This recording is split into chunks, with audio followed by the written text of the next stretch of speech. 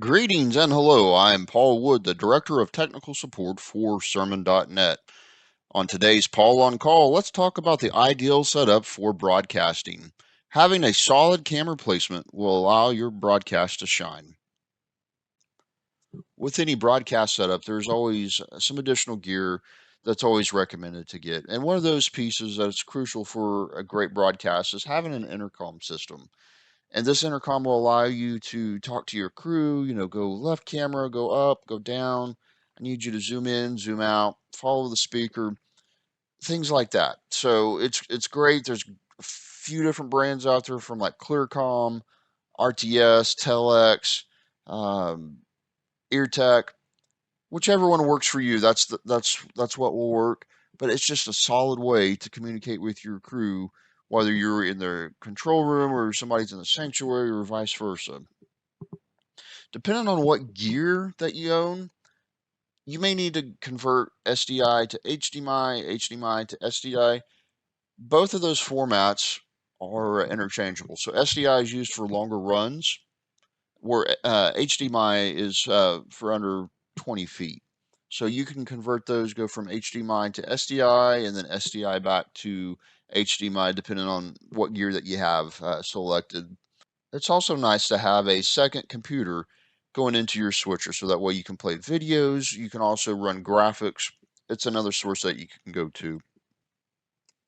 Having a tally system is very convenient. So what a tally system is, it's a light that goes on the camera that will change from green to red. And green meaning that this is the next camera that's going to be selected, and red meaning that this is the camera that's up.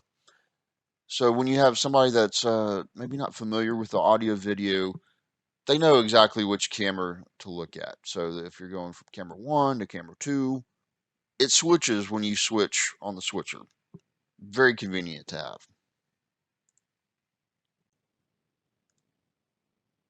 Well, let's talk about staffing. Staffing is always a big concern. For this setup, the minimum staffing requirements would be 5 to 6 people. This would be a great way to teach how to do audio video, make it fun, make it interesting. This is a skill set that not many people have. It's a great way to teach audio video and help someone to get a job outside of church. There's always a need.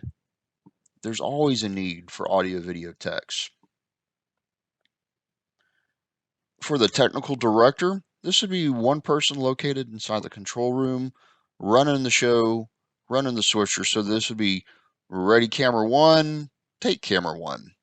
You're directing the show. For the graphics operator or the slide presentation person, this can either be located in the AV booth or the control room. Normally, I would say the best position for this would be in the sanctuary. So if there are changes in the sanctuary, this can be communicated through the intercom. For the man cam operator, this would be located in the sanctuary to operate the man camera. You would follow the pastor or the speaker and get different shots. You'd zoom in and out. For the robotic camera operator, this is located inside the control room. This position sometimes can be also run by the technical director, depending on their skill set.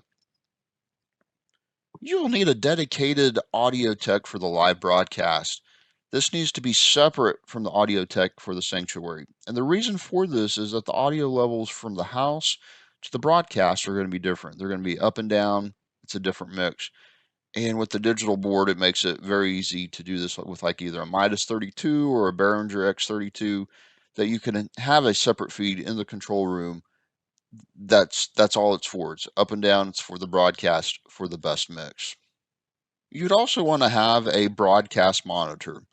This position is generally located in the control room, but if you have an online host or online pastor, this would be a great spot for them because they're actually responding to the questions, making sure that you have audio, video, making sure everything looks and sounds great. Give us a call today, 800-807-1014 or support@sermon.net. Thank you. Have a great day. And again, this has been Paul Wood with sermon.net.